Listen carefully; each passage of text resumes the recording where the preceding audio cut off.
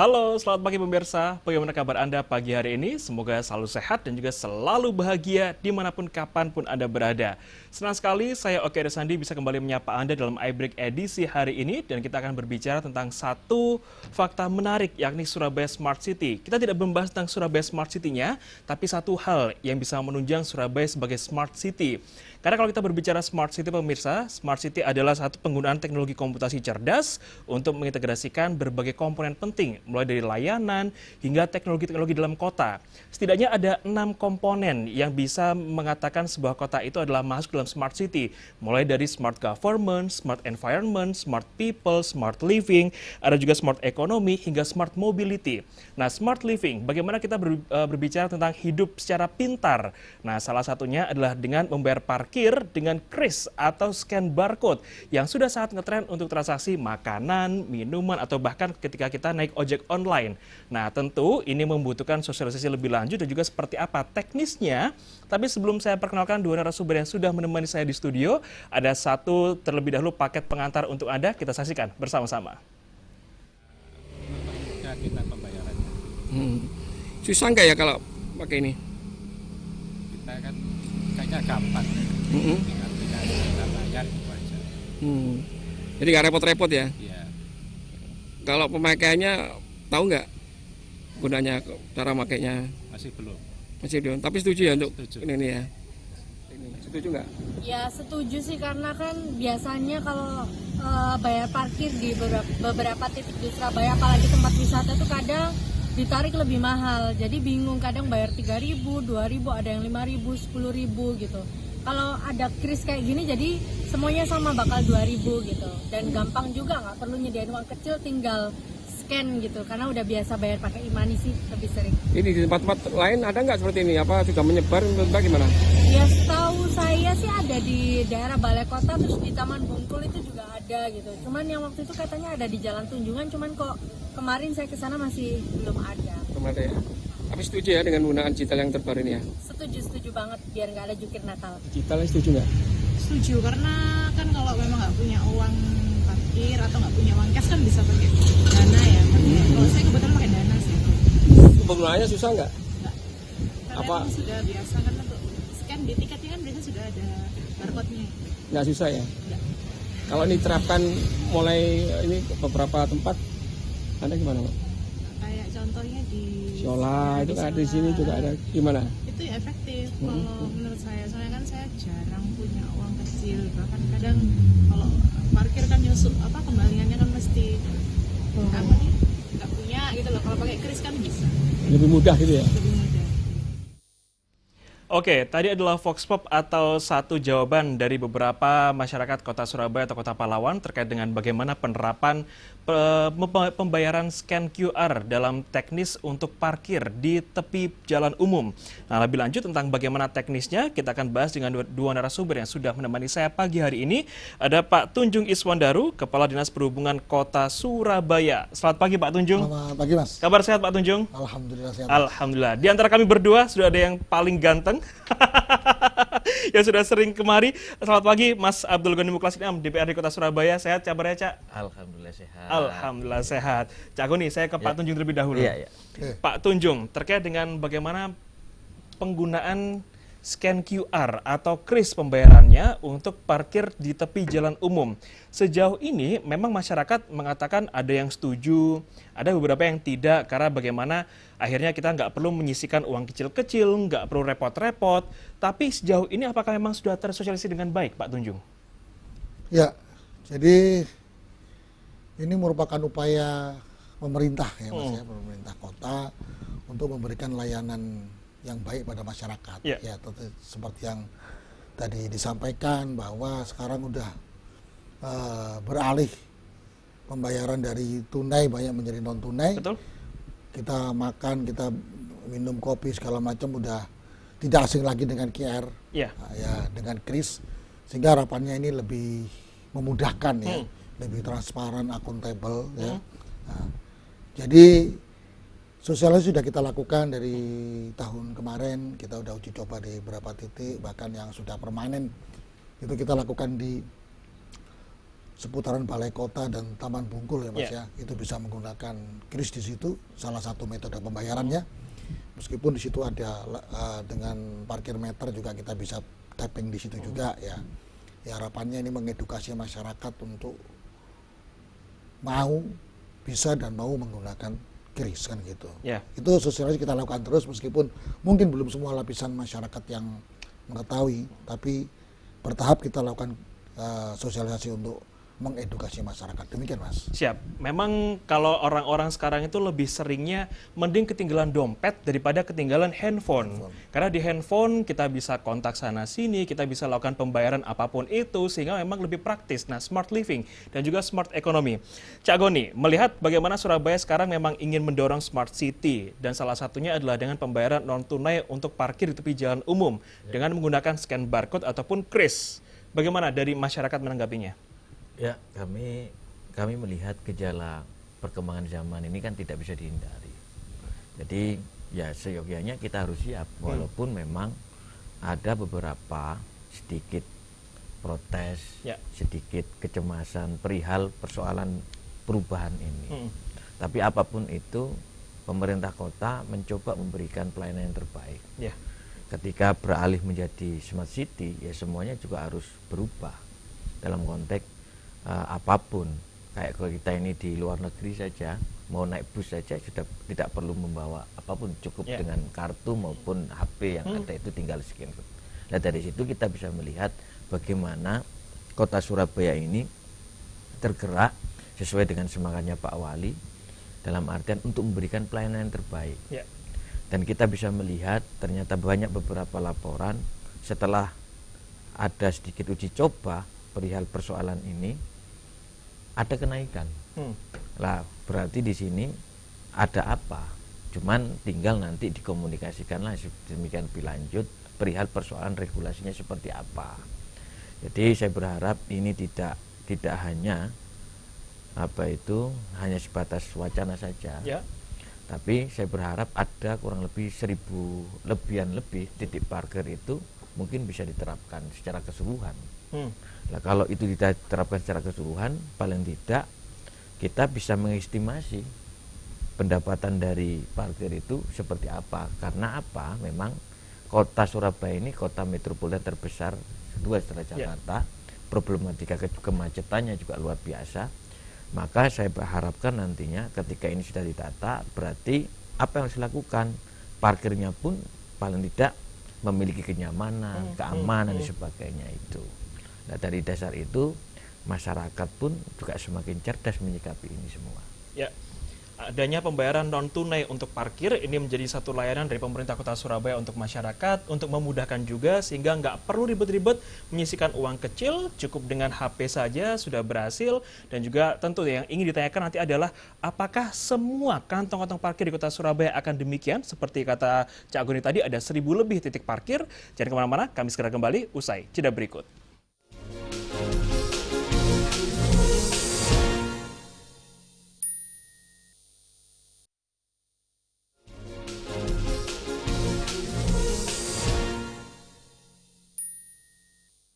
Pemirsa, Anda kembali bersama kami di iBreak. Kita masih membahas terkait dengan bagaimana pemerintah Kota Surabaya kini menerapkan pembayaran non-tunai untuk sistem parkir di Kota Pahlawan tercinta. Pak Tunjung, satu yang ingin saya tanyakan kembali adalah tadi Cak Goni mengatakan bahwa ada 1.000 kantong parkir lebih di Kota Surabaya. Nah, apakah pembayaran non-tunai ini akan berlaku di seluruh Kota Pahlawan atau hanya sebagian saja? Karena saya tidak bisa membayangkan ketika mungkin bagi kami, kaum milenial, generasi Z, untuk membawa handphone sudah sangat akrab. Tapi bagaimana untuk ibu-ibu rumah tangga barangkali yang sudah 40 lebih, yang hanya ingin ke pasar, ingin berbelanja, tapi mereka lebih seringnya bawa dompet daripada ketimbang bawa handphone. Nah ini bagaimana Pak Tunjung? Jadi gini, ya memang itu kemungkinan yang bisa terjadi, ya. Dan kenyataannya seperti itu. Jadi di samping kris ya kita siapkan metode pembayaran lain tentunya yang non tunai juga ya Mas. Ya. Itu ada yang berlangganan, ada yang voucher, kan gitu. Jadi yang tidak punya e-wallet, ya, itu bisa membayar dengan voucher. Vouchernya tentunya akan didistribusikan di tempat-tempat tertentu, masyarakat bisa dapat membeli vouchernya di tempat-tempat tersebut. nanti pembayarannya bisa menggunakan voucher juga. Oke, artinya tetap non tunai kepada Tetap non-tunai. juru parkir di lapangan, Ya. tapi kita perlu membeli voucher di tempat tertentu sehingga kita ketika berbelanja membawa voucher itu dan diserahkan. Ya, Tanpa ada kembalian berarti Pak Tun, sudah pas itu harganya ya? ya pas. Oke, baik. Nah, nanti terkait dengan bagaimana kita berbicara sistem non tunai ini, teknisnya seperti apa Pak Tunjung? Terlebih ketika uang masuk, apakah langsung ke kas daerah atau bagaimana Pak Tunjung? Nah, nanti akan langsung tersplit, Mas. Ya, tersplit ke jukirnya dan ke kas daerah. Oke, langsung terbagi otomatis ya? Ya, ya, jukirnya Oke. kan terdaftar dulu dan mempunyai rekening di bank, ya. Jadi Oke. otomatis, ya. Oke, satu hal yang ini barangkali juga dikhawatirkan oleh para jukir. Kita berbicara masalah tadi di split, artinya ada yang langsung masuk ke kas daerah, ada yang langsung masuk ke rekening jukir. Satu hal yang mereka khawatirkan adalah ketika ini pembayarannya menjadi non-tunai, Pak Tunjung, penghasilannya akan turun. Sementara kalau Pak Wali Kota Cahyadi, Eri Cahyadi mengatakan bahwasannya kalau dulu sebelum saat tunai hanya 20%, tapi dengan non-tunai sekarang naik 35% bagi hasilnya. Nah ini logikanya seperti apa Pak Tunjung? Kenapa kok mereka beralasan justru kalau non-tunai aku turun penghasilannya? Itu bagaimana Pak? Ya, harusnya malah naik ya, Mas ya. Dari 20 menjadi 35 kan gitu. Ya. Ya, tentunya ya ini yang kita komunikasikan, ya. Jadi harapan kita harusnya lebih baik. Kenapa kok jadi tidak lebih baik? Berarti ada sesuatu di situ. Ya. Gitu. Ya. Oke, tentu apapun yang dilakukan oleh pemerintah Kota Surabaya adalah untuk mensejahterakan rakyatnya dan salah satunya adalah para juru parkir yang tadi dikatakan bahwasanya dengan non tunai menjadi non tunai ini bagi hasilnya naik dari 20% jadi 35%, artinya ada penghasilan lebih yang didapatkan oleh para jukir. Cak Goni, melihat SDM kita ataupun SDM para jukir saat ini, apakah mereka sudah cukup terinformasikan dengan jelas dan juga sudah cukup melek teknologi bahwa dengan kris semuanya akan lebih mudah, lebih simpel, bahkan juga lebih sejahtera karena presentasinya naik tadi. Ya, ya kalau kita melihat existing di lapangan, ya kalau ngomong strata pendidikan ya di bawah jauh. Makanya dia itu mungkin tidak familiar dengan teknologi. Ya. Makanya terjadi beberapa problematika. Maka dari itu saya berharap ini juga PR dari teman-teman UPD. Kalau semisal ini kan pasti dalam artian akan muncul problematika baru yang berkenaan dengan bagaimana dengan wilayah yang pendapatan parkirnya rendah. Ya. Yang pasti akan muncul. Nah, karena apa? Semisal, ini ada wilayah parkir yang notabene itu adalah pendapatannya tinggi. Kan pembagiannya hasil sesuai dengan wilayah tertentu. Ya, ya. Berarti yang kecil ini bagaimana? Lah maksud kita nanti coba kami berharap UPD terkait untuk mencarikan win-win solution. Sehingga kalau semisal di take over secara keseluruhan, karena ini ranahnya pemerintah kota, paling tidak pemerintah kota mengambil alih secara keseluruhan. Tapi dengan manajemen yang transparan, akuntabel. Lah dengan seperti itu akan muncul yang namanya trust tadi. Kepercayaan publik pasti akan memberikan hal yang luar biasa. Seringkali memang banyak aduan-aduan warga kota Surabaya itu ke kita kadang ditarik parkir tidak sesuai dengan tarifnya. Yeah. Maka dari itu ini salah satu upaya yang dilakukan dari OPD dan juga pemerintah kota. Kita bisa uji cobakan seperti apa. Tempo hari yang lalu sebelum memakai kris kan pakai tapping ya Pak Tuntung ya. Tapping di Taman Bungkul, ada di Balai Kota, dan kita bisa melihat perolehannya bagaimana kalau semisal itu memakai tenaga manual manusia itu sendiri. Ya ternyata ada sedikit peningkatan. Berarti kita coba akan paksakan. Nah, paling tidak saya berharap nantinya kesejahteraan jukir pun juga harus dipikirkan. Karena memang rata-rata jukir itu adalah orang dalam tanda kutip kalau bisa apa yang dikemukakan oleh Pak Wali Kota, yakni apa? Mereka yang terlibat tidak tercatat di Kamis. Nah, kalau seperti itu berarti pengangguran di level itu kita sudah selesai di Kota Surabaya. Ya, seperti yang dikatakan oleh Cak Goni tadi, bahwasannya memang saat ini kantong parkir kita begitu banyak dan masyarakat yang punya kendaraan pun juga banyak, yang otomatis dengan banyaknya retribusi parkir yang masuk ke pemerintah Kota Surabaya, PAD-nya juga naik. Tapi satu hal Pak, kalau kita berbicara masalah retribusi dan juga PAD, seberapa besar sumbangsih dari retribusi parkir kepada PAD Kota Surabaya tahun 2023 Pak Tunjung? Jadi gini Mas, untuk tahun 2023 kita hanya bisa menyumbangkan 23 miliar. 23 miliar? Ya. Oke. Untuk sebelum pandemi, kita bisa menyumbangkan 35 miliar. Artinya ada penurunan di sini. Ada penurunan. Yang disebabkan? Ya tadinya memang pada waktu pandemi itu turun drastis, Mas. Dari titik 1.800 titik gitu ya, menjadi kurang lebih bisa 800 titik, 700 titik pada waktu pandemi. Kan lockdown nggak ada. Terus kemudian merambat naik kan gitu. Nah ini pun kami pun harus berjuang berat untuk menaikkan itu. Ya. Di sebelumnya tahun 2021 dapatnya sekitar 17 miliar atau di bawah 17 miliar. Terus kemudian 2022 18 miliar, di 2023 hanya dapat 23 miliar. Nah, sedangkan secara kasat mata kita lihat bahwa kegiatan semua berjalan dengan normal kan gitu.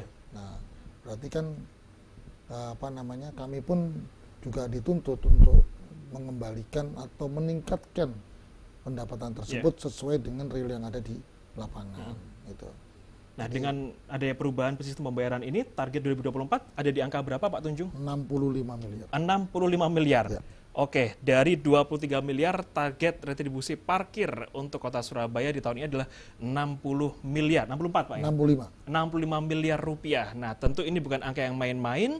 Tentu dengan harapannya semakin mudah pembayarannya, juga semakin transparan, dan juga akan naik retribusinya untuk pemerintah Kota Surabaya. Pemirsa, jangan kemana-mana, kami sudah kembali usai jeda berikut.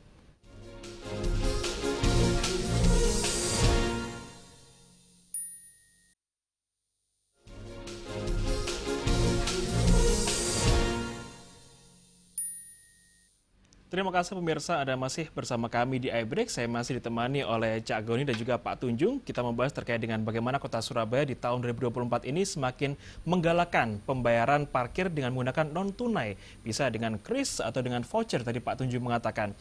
Pak Tunjung, penerapan pembayaran sistem parkir dengan non-tunai ini tentu bukan tanpa tantangan. Satu hal yang juga menjadi tantangan saat ini adalah bagaimana para jukir bisa tersosialisasi dengan baik, mereka bisa memahami betul dan juga menerima bahwa dengan non-tunai pendapatan mereka tidak akan turun. Nah, solusi apa yang diberikan oleh teman-teman dari Disub ataupun dari Pemkot Surabaya untuk meyakinkan mereka bahwa nggak usah khawatir, tetap aman, tetap sejahtera dan juga tetap naik? Gimana Pak? Ya, jadi kalau yang saya sampaikan bahwa secara logika saja, logika ya. 20% yang disampaikan yang tadinya itu aja berubah udah jadi 35. Betul. Ya kan? Betul. Kemudian juga ada transparansi. Berarti uang yang masuk itu tentu semua akan tertampung. Tidak ada yang ke lain-lain lah dalam tanda kutip kan gitu. Ya. Jadi yang tadinya jukir liar mungkin udah nggak ada karena dia juga nggak bisa bertransaksi kan begitu. Betul. Ya. Terus kemudian tentunya yang ini ada kepastian pendapatan. Oh, sekarang pendapatanku hari ini berapa kan gitu. Kelihatan sudah jelas di situ yang dapatkan. Kalau rame dia dapatnya tentu akan lebih baik kan begitu. Ya. Nah, jadi orang pun juga senang membayar juga dengan rela membayar. Terus tentunya ya nantinya harapannya ke depannya saya rasa lebih menguntungkan daripada harus manual dan tidak terekap dengan baik. Oke. Gitu. Siap, semangatnya adalah transparansi dan juga tentu presentase tadi secara logika memang sudah naik dari 20 menjadi 35%. Nah, yang perlu dilakukan oleh Pemkot Surabaya, Cak Goni, tentu harus ada pendekatan kepada para jukir, mereka yang harus barangkali belum melek menjadi lebih melek. Nah, bisa dikatakan para jukir ini mungkin mayoritas adalah konstituen Anda. Nah, pendekatan seperti apa yang bisa dilakukan Pemkot agar ya mereka bisa tercerahkan, mereka juga bisa paham betul seperti apa pendekatannya, Cak?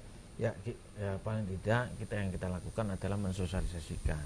Kita tidak mungkin membawa kota Surabaya ini dan membangun kota Surabaya ini secara individual.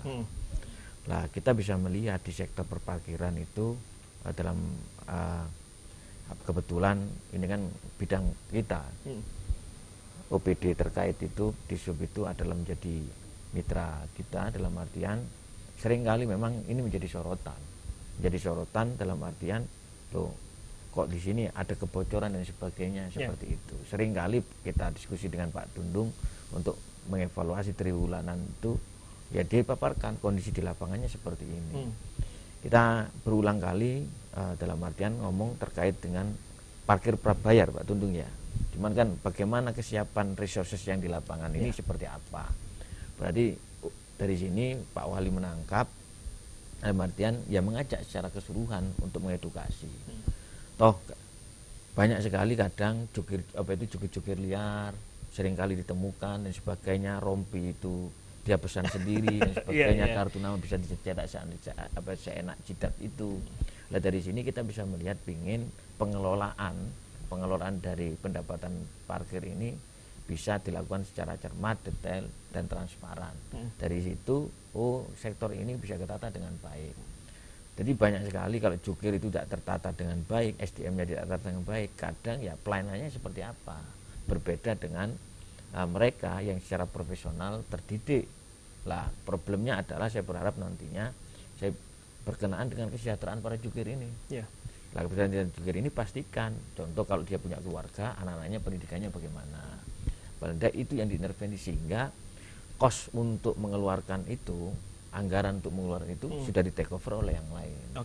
Lah itu yang menjadi sebuah sorotan. Makanya database jukir ini perlu dicatat dengan betul oleh teman-teman di Disub.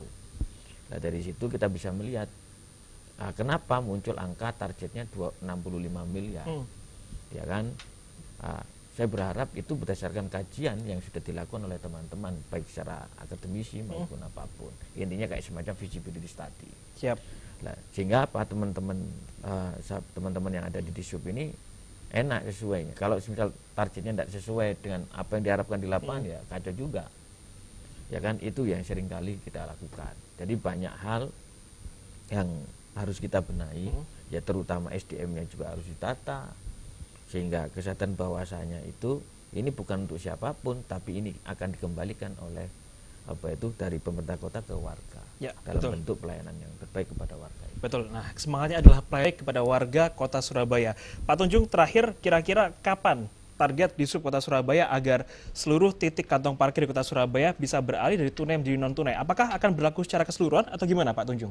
Ya, ini akan berlaku secara keseluruhan. Ya, meskipun kami kemarin sudah menerapkan di 5 lokasi, ya 5 lokasi dengan berbagai tantangannya. Ya, harapannya kita akan laksanakan di seluruh lokasi yang ada di Kota Surabaya, yang dimulai insya Allah di bulan Februari. Siap, Februari semuanya akan mulai berlaku, pembayaran sistem parkir dari tunai menjadi non-tunai, lebih mudah dan juga lebih transparan. Pak Tunjung, terakhir apa yang ingin disampaikan kepada masyarakat yang saat ini menyaksikan terkait dengan bagaimana Surabaya memiliki semangat untuk semakin smart living, smart economy melalui sistem pembayaran non-tunai khususnya untuk parkir? Silakan. Ya, jadi untuk warga masyarakat Surabaya, mari kita wujudkan Surabaya Smart City dengan cara membayar parkir sesuai yang direncanakan, yaitu dengan menggunakan non tunai. Jadi meninggalkan pembayaran menggunakan tunai, kita menggunakan non tunai agar semuanya lebih baik, dan pemerintah kota ingin mewujudkan pelayanan yang terbaik bagi warga Kota Surabaya. Demikian, terima kasih. Siap. Cak Goni, kesempatan yang sama, monggo. Ya, kepada warga Kota Surabaya, upaya ini adalah satu wujud memberikan pelayanan terbaik kepada warga dengan adanya e-wallet, dengan adanya pembayaran non-tunai ini sebagai bentuk transparansi pemerintah kota agar pemerintah kota ini bisa memberikan pelayanan yang sangat optimal kepada warga Kota Surabaya. Karena kami di DPRD melihat bahwasanya APBD itu hampir di atas 50%-an lebih itu dikerahkan untuk kepentingan warga Kota Surabaya. Jadi saya berharap nantinya warga tidak perlu panik. Jadi kita ini beradaptasi karena apa? Teknologi ini tidak bisa kita halangi. Iya, betul. Ya seyogyanya ya kita harus cepat beradaptasi. Itu yang kita harapkan. Jadi yang kita harapkan kepada teman-teman di tingkatan OBD, saya berharap nantinya dengan upaya baru ini dengan memakai Smart City, saya berharap nantinya parkir itu apa yang dirindukan oleh warga, yakni aman, nyaman, tenang, itu yang bisa diwujudkan. Siap. Terima kasih. Jadi semangat pemerintah Kota Surabaya, bahkan Dishub dan juga Pemkot sudah memikirkan betul, barangkali untuk generasi milenial bisa lebih mudah dengan membawa handphone saja, atau barangkali untuk ibu-ibu rumah tangga yang sekedar belanja ke pasar juga bisa semakin mudah, tidak perlu menyisihkan uang 2.000-an, tapi Anda bisa membeli voucher di satu tempat yang disediakan dan nanti memberikannya kepada jukir. Tentu semangatnya adalah bagaimana supaya semuanya lebih jelas, lebih akuntabel, dan juga lebih transparan untuk Kota Surabaya tercinta. Terima kasih Cak Goni, terima kasih Pak Tunjung sudah hadir bersama kami di iBreak, dan juga pemirsa, saya Oke Sandi mewakili kerabat kerja yang bertugas mengucapkan terima kasih atas kebersamaan Anda. Mari kita sebarkan semangat cinta damai. Selamat pagi, selamat beraktivitas.